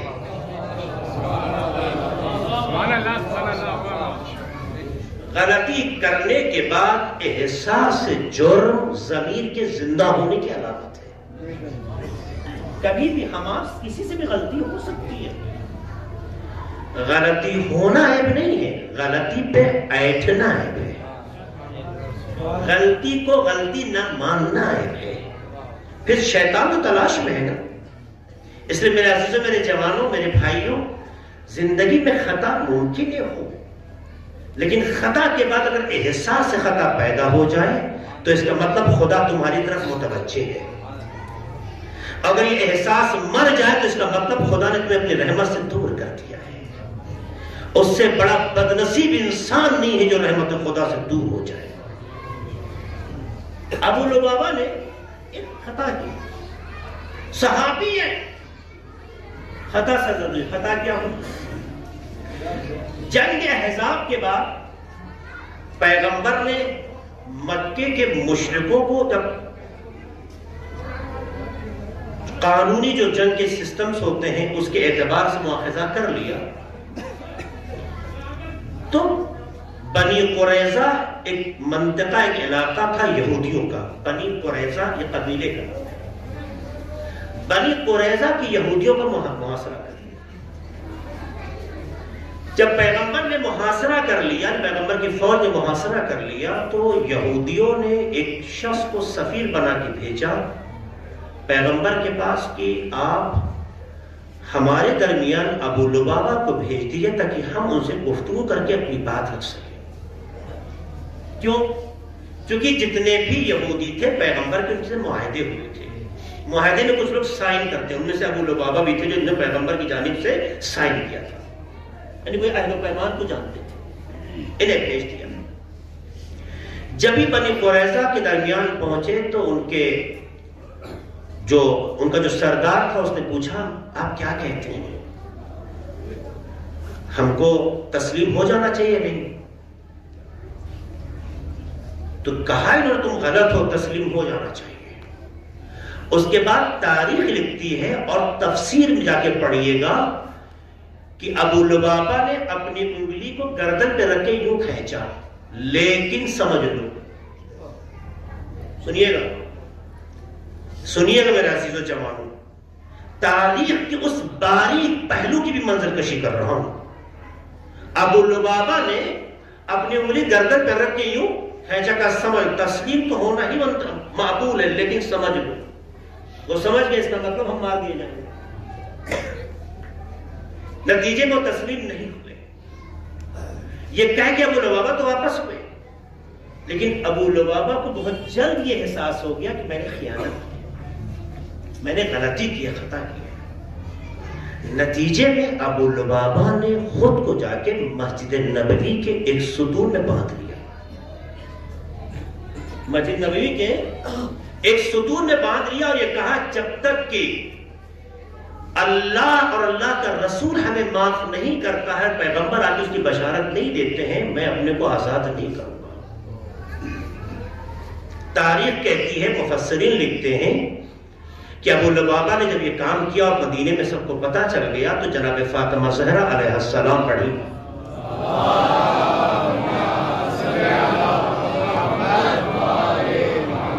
سنا آپ نے کیا کہا؟ میں اس وقت تک اپنے کو آزاد نہیں کروں گا جب تک کہ اللہ کا رسول اور اللہ کی جانب سے یہ خبر نہ دے دے کہ میرا گناہ معاف ہو گیا ہے، اور پیغمبر آ کے کھولیں گے تب میں اپنے کو آزاد سمجھوں گا. تو ایک تو معاف کر کیا خدا نے، اس کی خبر ہو، دوسرے یہ کہ پیغمبر آ کے کھولے تو اطمینان ہو جائے گا کہ ہم معاف ہو گئے. دونوں پہلے پر نظر رکھیے گا، اللہ نے معاف کیا یہ خبر ہو اور اللہ کا نبی آ کے کھولے. مفسرین لکھتے ہیں کہ پیغمبر اس واقعے سے مطلع ہوتے ہیں، جناب فاطمہ کو بھی خبر ملتی ہے. جناب فاطمہ زہرا علیہ السلام کچھ فاصلے کے بعد جاتی ہے، چاہتی ہے کہ وہ رسی کھول دے، اس رسی کو کھول دے. جیسے رسی کو ہاتھ لگانا چاہا، ابو لبابہ نے کہا شہزادی یہ رسی سوائے رسول تو کوئی اور نہ کھولے، کیونکہ میں اپنی آزادی جب ہی سمجھوں گا جب پیغمبر آ کے ہمیں آزاد کر دے، پیغمبر آ کے کھولے. اتنا کہنا تھا، پیچھے سے پیغمبر کی آواز آئی، فاطمہ تو بضعۃ منی.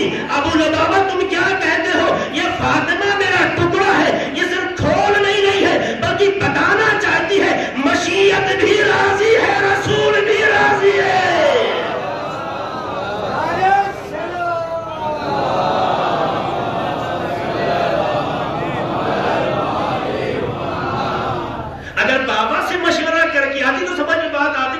کہا ہوگا جا کے کھولو، مگر بابا سے مشورہ لے کے نہیں، آ کے یہاں پہ رسی جب کھولنے کی کوشش کر رہی، تناب کو کھولنے کی کوشش کر رہی ہے، رسمان کو کھولنے کی جیسے ہی ہاتھ بڑھاتے ہیں، ابو لبابہ نے جملہ کہا، لیکن فاطمہ علیہ السلام نے جب یہ کھولنے کی کوشش کی، یہ جملہ سنتے ہی پیغمبر نے پیچھے سے آواز دی، فاطمہ تو بضعۃ منی. یہ جملہ ایک حقیقت کو بتانا چاہتا ہے، یہ میرا ٹکڑا ہے، یہ بھی وہی سمجھتی ہے جو رسول سمجھتا ہے، اسے بھی وہ خبر ہے جو رسالت کو ہوتی ہے۔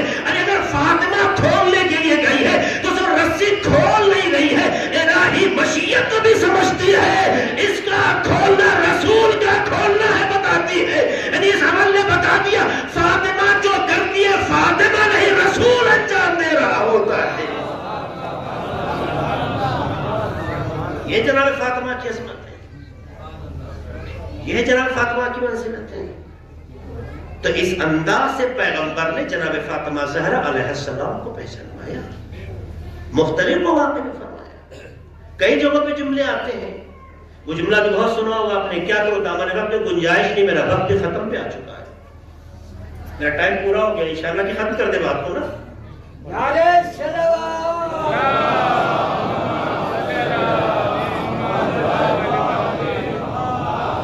پیغمبر ہے، مسجد نبوی میں سوال کرتے ہیں اصحاب سے، شان بیان حدیث بیان کر رہا ہوں۔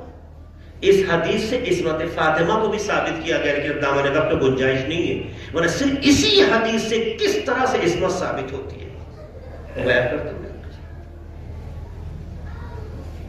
کہا بتاؤ وہ کون سی حالت ہے جس حالت میں ایک عورت خدا سے زیادہ نزدیک ہوتی ہے؟ میرے بھائیوں، میرے جوانوں، خاص طور سے جو میری آواز خواتین میں سن رہی ہماری بیٹیاں، بہنیں اور مائیں، سنیں۔ پیغمبر فرماتے ہیں وہ کون سی حالت ہے کہ جس حالت میں ایک عورت خدا سے زیادہ نزدیک ہوتی ہے؟ سوال کس کا تھا؟ ایک عورت کا تھا۔ مولا علی آہستہ سے اٹھے، گھر گئے اور کہا یا بنت نبی اللہ، آپ کے بابا نے مسجد میں سوال رکھا ہے، ایک عورت کا مسئلہ ہے، اس سلسلے میں آپ بتائیں کیا جواب ہوگا۔ آپ یہ نہ سوچئے کہ علی کو معلوم نہیں ہے، یہ غلط فہمی نہ پیدا ہو۔ یہ بتانا چاہتے ہیں کس سوال کا جواب کس سے دیا جائے تو مناسب ہوگا۔ بتانا چاہتے ہیں کہ امامت تمام کمالات رکھنے کے بعد بھی فاطمہ کے پاس رجوع کرتی ہے، یہ عظمت فاطمہ کو بیان کرتی ہے۔ اچھا، کہا جا کے کہہ دیجئے وہ حالت وہ ہے کہ وہ نہ کسی نامحرم کو دیکھے، نہ کوئی نامحرم اسے دیکھے۔ یہ کس نے کہا؟ شہزادی نے کہا۔ کیوں شہزادی کے لیے آپ کا اتنا جذبہ ہے؟ کہ شہزادی خدا کے معیار پر کامل تھی، صرف کامل ہی نہیں تھی، ان کا وجود معیار الہی بن گیا اس منزل۔ لیکن کیوں بنی؟ اس لیے کہ جو رولز تھے ان کو فالو کیا، کیونکہ یہ بادشاہ نہیں ہے کہ مستند ہے میرا فرمایا ہوا ہم عمل نہیں کریں اور رعایا کریں، یہ اللہ کے نمائندے ہیں، مگر سب سے پہلے خود عمل کرتے پھر بولتے ہیں، تاکہ خدا کے حکم کی لاج بھی رہ جائے، عملی ثبوت بھی ہو جائے۔ اس لیے آپ بڑے بننا چاہتے ہیں تو بڑے ہونے کا طریقہ یہ ہے کہ جو آپ سے بڑا ہے اس کے سامنے جھکنا سیکھیں، آپ خود بڑے ہو جائیں گے۔ طاقت کے زور پہ کوئی بڑا نہیں ہوتا، اگر طاقت کے زور پہ لوگ بڑے ہوتے تو جن لوگوں نے حکومتیں چھینی تھی بڑے بن گئے ہوتے، لیکن آج تک ان کو بڑے بنانے والے بھی چھوٹے رہ گئے، اور جنہوں نے خاموشی اختیار کی انہیں چھوٹا نہ رکھ سکے۔ ایک سلام پڑھتے محمد والے محمد پر۔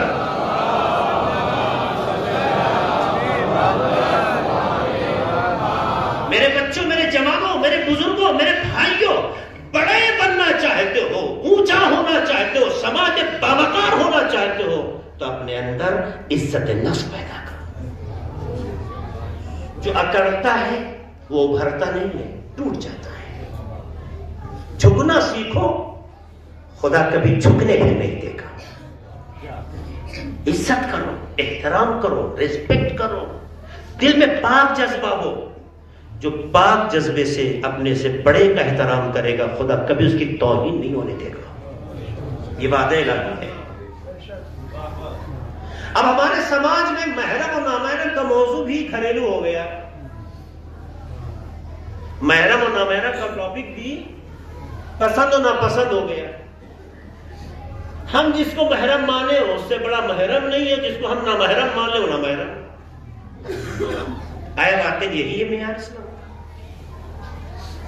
نامحرم کو کی تعریف نہیں کر رہا ہوں، آسان لفظوں میں آپ کو بتانا چاہتا ہوں. نامحرم کا مطلب شرعی نقطہ نگاہ سے جس سے شادی جائز ہو، کرے نہ کرے وہ آپ کی خوشی. شرعی نقطہ نظر سے جس سے شادی ہو سکتی ہے وہ نامحرم ہے. یہ میں تعریف نہیں کر رہا ہوں نامحرم کی، نامحرم کا اثر بتا رہا ہوں. شرعی نقطہ نظر سے جس سے شادی جائز ہو، نہ کریں وہ آپ کی خوشی. اس لیے چچی محرم نہیں ہے، تائی محرم نہیں ہے. عورتوں میں محرم صرف خالہ ہے، سگی خالہ، صرف پھوپھی ہے. ٹھیک. مردوں میں محرم صرف چچا ہے، سگا چچا، کزن بردر نہیں، سگا چچا. اور تایا، چچا تایا دو چیز نہیں ہے، تعبیر ہے چھوٹے بڑے کے اعتبار سے. اور کون محرم ہے؟ سگا ماموں. مردوں میں رشتوں کے اعتبار سے محرم ماموں اور چچا، ادھر خالہ اور پھوپھی، یہ محرم ہے. اس کے علاوہ جتنے کزن بردر ہیں، کزن سسٹرز ہیں، وہ سب ایک دوسرے کے لیے نامحرم ہیں. آپ کی کتنی عمر کیوں نہ ہو جائے، دادی کی عمر کی کیوں نہ ہو جائے، مگر بچہ جو ہے عمر کا بالغ وہ نامحرم ہے اگر آپ کی اس دائرے میں نہیں آتا. ہائے میرا بچہ کہنا اچھی چیز ہے، تعلیمات اسلامی کا مذاق اڑانا ہے. ہمارے سماج میں گناہ اس لیے پنپ گیا کہ ہم نے شرعی حدود کو توڑ دیا.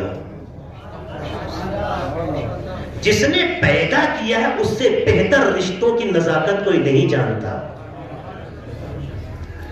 اب شوہر صاحب نے کہتے ہیں تم فلاں کے سامنے ہو جاؤ، اب شوہر نے کہہ دیا تو اس کی بات کیسے کر سکتے ہیں؟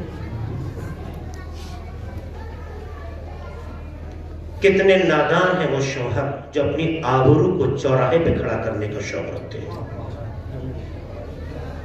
پھر جب اس کی دوستی بڑھ جاتی ہے تو ان کا بی پی ہائی ہونے لگتا ہے. کیوں آپ نے وہ غلطی کی؟ کس شریعت میں شوہر کہہ دے تو اس کے سامنے ہو سکتے ہیں اور شوہر منع کر دے تو نہیں ہو سکتے؟ اسلام میں محرم اور نامحرم میں قانون خدا کا ہے، رسول کا ہے، شوہر کا نہیں ہے. اس لیے بار بار کہا ہے عورت پر شوہر کی اطاعت واجب ہے، شرط یہ ہے کہ قانون اسلام سے نہ ٹکرائے. اگر قانون اسلام سے ٹکرا دے جو اس کا مطلب یہ ہے کہ اس عورت کے نزدیک خدا قیمتی نہیں ہے، شوہر قیمتی ہے. تو جب شوہر قیمتی بن جاتا ہے تو خدا ایسے رشتوں کو اس کے ہاتھ میں چھوڑ دیتا ہے. اور یاد رکھنا جسے خدا چھوڑ دیتا ہے اس کا پھر کوئی سہارا نہیں بنتا ہے. شہزادی کا معیار پہچانو. میں نے کل کہا تھا کوئی کیا کرتا ہے یہ بہت اہم نہیں ہے، آپ کیا کرتے ہیں بہت اہم ہے. ہماری بیٹیوں نے پردہ کیا، ہماری بہنوں نے پردہ کیا، اسکارف لگاتی ہیں، چادر پہنتی ہیں، لیکن بہت سے مواقع پہ دیکھا گیا ہے کہ ان کا پیچھے سے بال کھلا ہوتا ہے. حرام ہے، یہ حرام ہے. ایک بال بھی نہیں کھل سکتا ہے. اگر ہم نے شریعت کی پابندی کی ہوتی تو آج دنیا میں حجاب کا مذاق نہ ہوتا. چونکہ ہم مسلمانوں نے ہی شریعت پر پابندی نہیں کی تو دنیا کہتی ہے کہ جو پابند ہے وہ متعصب ہے اور جو پابند نہیں ہے وہ کھلے اور آزاد ذہن کے ہیں. اسلام تعصب نہیں پیدا کرتا ہے. عورت کے وقار کو جناب زہرا کے کردار میں ڈھال کے بتانا چاہتا ہے. وہ عورت عورت نہیں ہے جو کنیز سیدہ کے معیار پہ نظر نہ آئے. سلام ہے محمد والے محمد پر.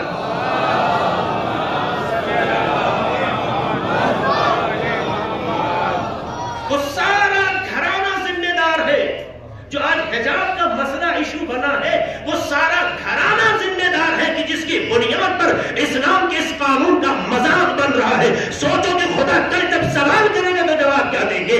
دنیا کیا کرتی ہے نہیں ہے، ہمیں کیا کرنا ہے نہیں. اتنی بڑی بدنصیبی ہے دنیا ننگی ہو جائے کسی کو اعتراض نہیں ہے، اپنے کو چھپانے لگے لوگوں کو درد ہونے لگتا ہے. اس کا مطلب ہے دنیا نے اپنی عیاشی کو زندگی مانا ہے، شرافت کو حیات نہیں سمجھا ہے. سلام پڑھتے محمد والے محمد پر.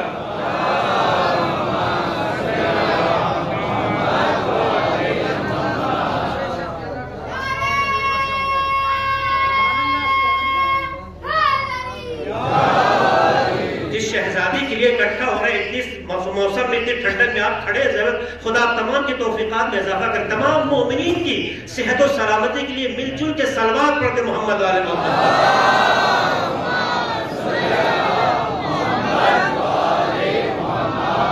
ایک بات کہوں، اگر آج آپ طے کر لیں کہ اپنے گھر کو ہم شہزادی کے معیار کے مطابق ڈھالیں گے تو کسی کو کسی پہ انگلی اٹھانے کی ضرورت نہیں پڑے گی. ہر گھر میں فاطمہ کی ضرورت تھی، ہے اور رہے گی. فاطمہ لفظ فاطمہ نہیں ہے، فاطمہ کردار اور آئیڈیالوجی کا نام ہے، کیریکٹر کا نام ہے. اس کیریکٹر کو پیدا کرنا پڑے گا. صرف یا فاطمہ یا فاطمہ یا فاطمہ کا جتنے سے کچھ نہیں ہوگا. آپ کا کیریکٹر بول رہا ہو کہ آپ فاطمی ہیں، اس کا مطلب ہے کہ آپ واقعی جناب فاطمہ کو فالو کرتے ہیں. یہ جواب لیا اور آنے کے بعد پیغمبر کے سامنے مسکراتے ایک جملہ کہا. سنیے گا اس جملے کی نزاکت کو دیکھیے. پیغمبر ابھی سب سے پوچھ ہی رہے تھے، یہاں سے جواب دے کے جو کہا کہ پیغمبر کی مسجد اور جناب فاطمہ کا گھر وہ دور نہیں تھا. گئے اور کہا کہ یا رسول اللہ، عورت اس حالت میں اللہ سے زیادہ قریب ہوتی ہے جب وہ کسی نامحرم کو نہ دیکھے اور کسی نامحرم کی نظر اس پہ نہ پڑے. جیسے ہی جملہ کہا تو پتا ہے پیغمبر مسکرا کے کیا کہتے ہیں؟ کہنا چاہیے نا علی تم نے صحیح جواب دیا ہے نا، یور آنسر از رائٹ کہہ سکتے تھے نا، یا تمہارا جواب پرفیکٹ کہہ سکتے تھے نا. مسکرا کے پیغمبر نے کہا فاطمہ تو بضعۃ منی. اب یہ جملے کا جواب سن کے سمجھ گئے یہ علی نہیں فاطمہ کی زبان ہے جو علی نے بول رہی ہے. یہ سچائی کو وہی سمجھ سکتا ہے جس کل کے ٹکڑے کا نام فاطمہ ہو. سلام پڑھتے محمد والے محمد پر.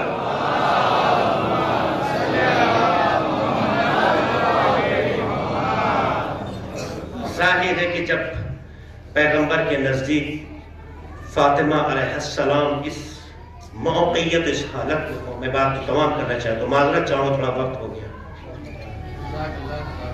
آپ دیکھیے شہزادی کی زندگی کی بہت خراش ہے. انشاءاللہ کل سے مولانا وسیع حسن خان صاحب آپ کے درمیان ہندوستان کے خطیب ماہر، مبلغ توانا اور ایک شخصیت ہے کہ جو فکری اور علمی اعتبار سے مومنین کے درمیان بھی قابل اعتبار ہے. ان سے آپ سنیں گے اور انشاءاللہ مفید باتیں آپ کے سامنے آئیں گی. آپ پابندی سے آئیے گا انشاءاللہ.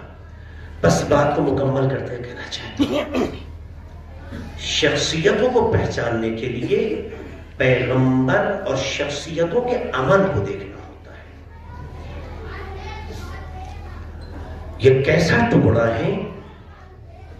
اگر یہ صرف بیٹی کے معاملہ ہوتا تو پیغمبر کی زندگی میں یہ نہ دیکھا گیا ہوتا کہ کلما دخلت عند رسول اللہ یا علی رسول اللہ، جب پیغمبر کی خدمت میں جناب فاطمہ زہرا تشریف لاتی تھی تو روایت کا جملہ ہے قام الیہا.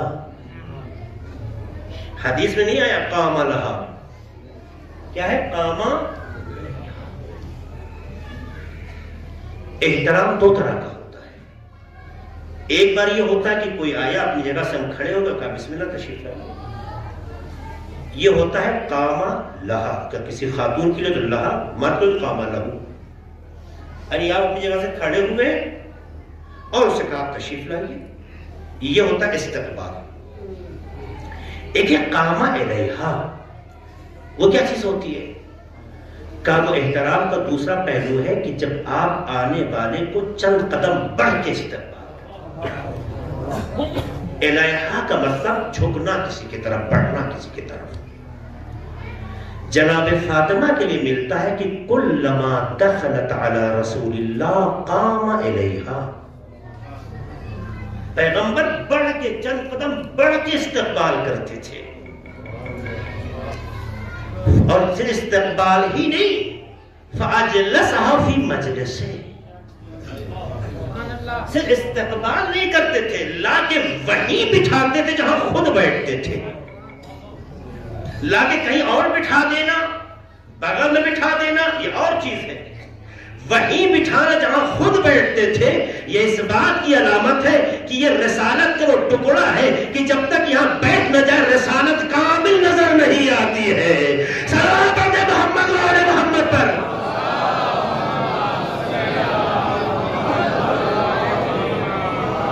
یہ چھوٹی باتیں نہیں ہیں، اور یہ وہ باتیں ہیں جو اصحاب تک کہیں آج 1400 برس کے بعد بھی یہ باتیں آپ کے سامنے لائی جا رہی ہیں۔ تو جو پیغمبر کے آس پاس رہا ہو، اپنے خیال میں شمع پروانے شمع رسالت رہا ہو، کیا اسے بے خبر تھا؟ نہیں، مگر ہائے دنیا پرستی، ہائے دنیا کی لالچ، ہائے عہدے کی بھوک، ہائے نفس پرستی۔ پیغمبر کی آنکھ بند ہوئی، لوگوں نے اپنی اوقات دکھا دی۔ ایک بیٹی اپنے باپ پہ گریہ کرتی ہے تو کوئی اسے رونے کے لیے آزاد نہیں رہنے دیتا۔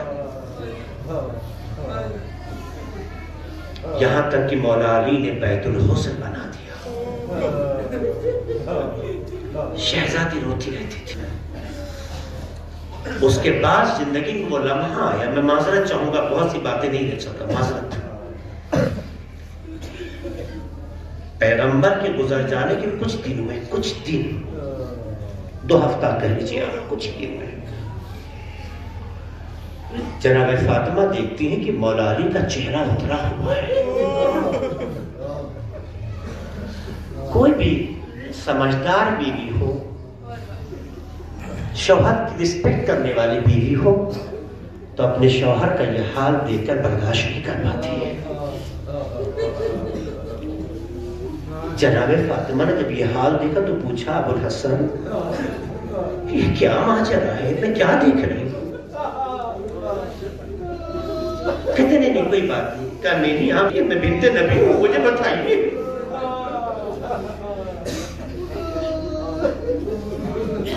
یہ سرداروں قرآن کی آیت دیتا سکون ہوئے لگتا، آپ دیکھئے مطلب کہتے ہیں یا بنت نبی، معاملہ یہ ہے کہ کل تک جب میں لوگوں کو سامنے جاتا تھا تو لوگ مجھے سلام نہیں کرتے تھے، اب وہ وقت آ گیا کہ میں سلام کرتا ہوں تو کوئی جواب نہیں دیتا۔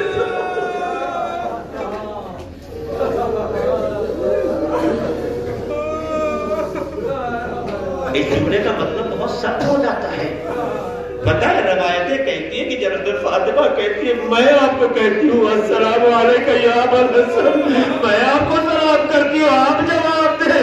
ارے جو میں پیغمبر ہے نا، بس تم منی پیغمبر نے کہا ہے، ارے وہ رسالت ہے جو امامت کو سلام کر رہی ہے، ارے میں آپ کو سلام کرتی، دنیا کرے نہ کرے میں جانتی ہوں آپ کیا ہے۔ کتنی تسلی ہوتی ہے۔ دیکھیں جناب فاطمہ زہرا کتنی اہمیت رکھتی ہے۔ اور اس کے بعد دیکھا کہ لوگ جب اس منزل پہ آئے تو جناب فاطمہ نے اپنی ذمہ داری سمجھی، رات کے سناٹے میں امام حسنین علیہ السلام کو لیا اور مدینے کی گلیوں میں شہزادی جا جا کر دروں پہ دروازوں پہ کھٹکھٹاتی ہے۔ آنے والا آتا تو کہتی انسیتم الغدیر، کیا تم غدیر بھول گئے؟ انسیتم الغدیر، کیا تم غدیر بھول گئے؟ ولایت علی کے لیے جناب فاطمہ زہرا نے جو قربانی دی، تاریخ آج بھی اسے یاد رکھتی ہے۔ اور جب دیکھا کہ فاطمہ کے ہونے کی بنیاد پر ہمارے مشکل کا حل نہیں ملے گا تو وہ راستہ اپنایا گیا جو طاقت کا ہوتا ہے۔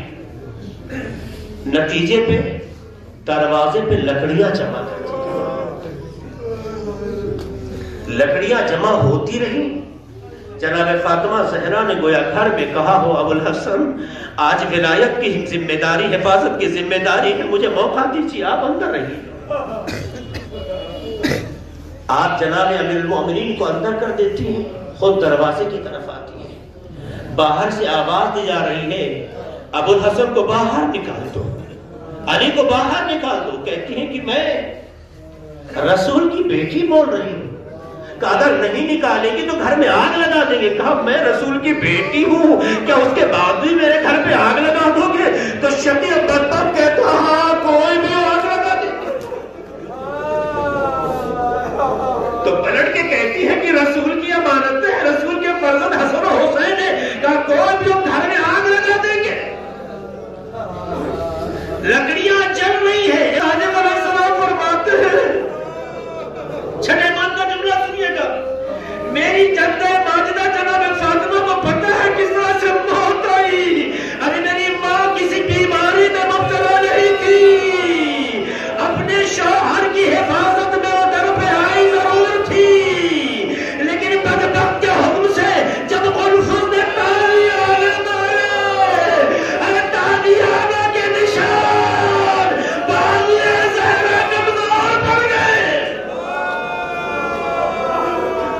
ایسا محسوس ہوتا ہے کہ سامنے والا دروازے کو دھکا دے رہا ہے اور جناب فاطمہ زہرا روک رہی ہے ارے طاقت کا استعمال ہوا بازو کمزور پڑے بعض نقل میں ملتا ہے ارے شہزادی کو تماچے لگے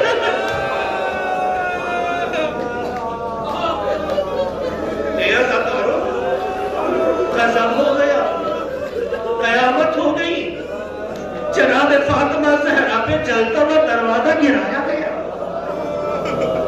سوال یہی ہے کہ جب شوہر گھر میں ہوتا ہے نا جب شوہر گھر میں ہوتا ہے تو پھر بیوی کو روکتا ہے خود آگے آتا ہے یعنی کہ کون سی غیرت تھی کہ خود گھر میں رہے اور بیوی کے اوپر مصیبتیں آ گئی اس کے بہت سے جواب دیے گئے ہیں پہلا جواب ولایت کی حفاظت ہے اپنی ذمہ داری کو جناب فاطمہ بعد رسول محسوس کر رہی تھی کا دوسری وجہ عرب کا کلچر ہے عرب کا فرہنگ ہے عرب کا کلچر یہ ہے جو بعض علماء نے پڑھا ہے روایت میں بعض علماء نے پڑھا ہے کہتے ہیں کہ عرب کا دستور تھا کہ جس عورت کے شکم میں بچہ ہوتا تھا اس پر کبھی ظلم نہیں کرتے تھے اسے سزا نہیں دیتے تھے واقعات نقل ہے اگلا تجاری پڑھا کرتے تھے قوم میں کہتے تھے کہ ایک واقعہ بغداد کا ملتا ہے کہ بغداد کا دربار سجا ہوا ہے دربار میں خاتون کو ایک مجرم کی حیثیت سے لایا گیا اور اس کے سامنے روٹی ڈالی گئی اس عورت نے دیکھا جب میری توہین ہو رہی ہے تو روٹی کو بادشاہ کی طرف اس نے واپس کر دیا ایک غصے میں اور واپس کر کے چلی گئی درباریوں نے کہا آپ کے سامنے دربار میں آ کے ایک عورت توہین کر کے چلی گئی آپ نے اسے سزا نہیں دی تو جواب میں بادشاہ کہتا ہے عرب کا دستور یہ ہے کہ جس عورت کے شکم میں بچہ ہو اسے سزا نہیں دیتا عزتدار علماء کہتے ہیں شاید یہی وجہ تھی کہ جناب فاطمہ آگے آئی کہ میری حالت کی بنیاد پر ارے شاید کوئی دروازے بھی اس طرح کی حرکت نہ کرے شہزادی بچ جائے لیکن غضب ہو گیا چلتا ہوا دروازہ گرایا گیا شہزادی کا دیوار کے درمیان ارے بچہ ثابت ہوا شہزادی بے ہوش بعض علماء کہتے ہیں کہ دروازہ لکڑی کی جس کیل پر لگایا گیا تھا جب یہ ٹوٹا ہے تو جناب فاطمہ کے سینے میں پیوست ہو گیا شہزادی جب ہوش میں آتی ہے تو آواز دیتی یا فضت و خزینی اے فضا مجھے سہارا دو فضا سہارا دو قصقت محسنہ میرا محسن شہید ہو گیا عورت کے بارے میں ڈاکٹروں سے پوچھئے کہ عورت کا اگر بچہ ثابت ہو جائے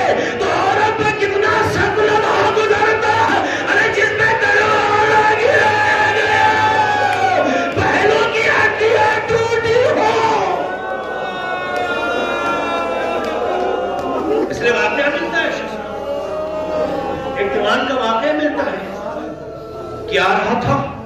اس کا پیر پھسلا، زمین پہ گرا۔ جب زمین پہ گرا تو کہا یا فاطمہ۔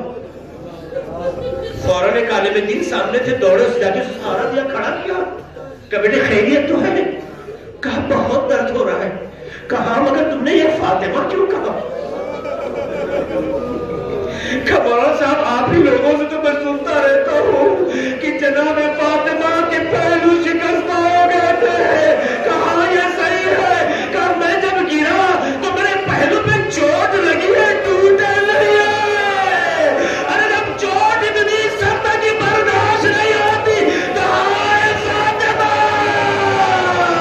ارے جب یہ پہلو کی ہڈیاں ٹوٹی ہوگی تو کیسی سخت منزل رہی ہوگی۔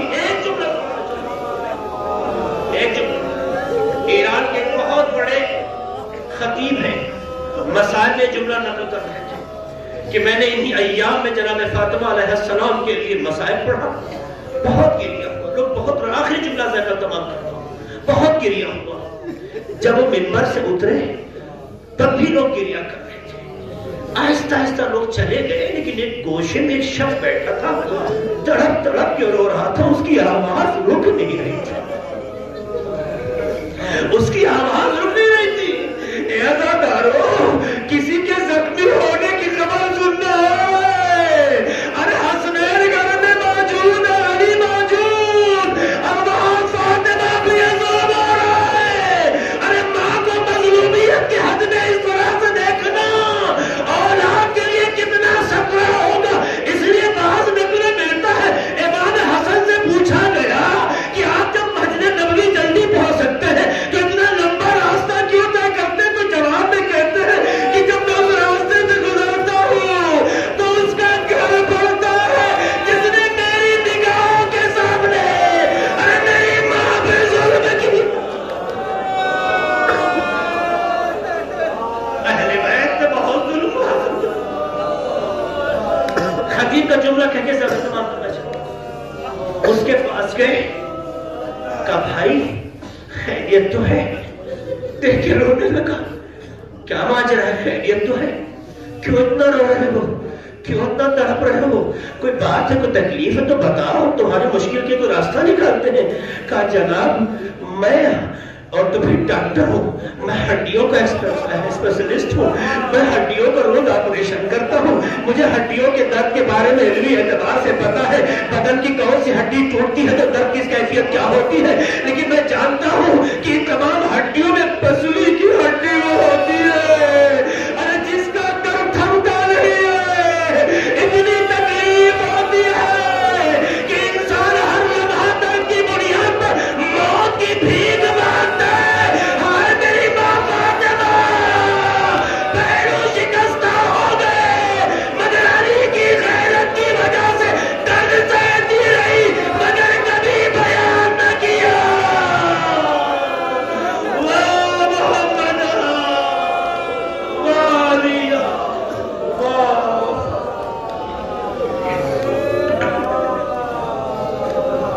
اِنَّا لِلَّهِ وَإِنَّا إِلَيْهِ رَاجِعُونَ۔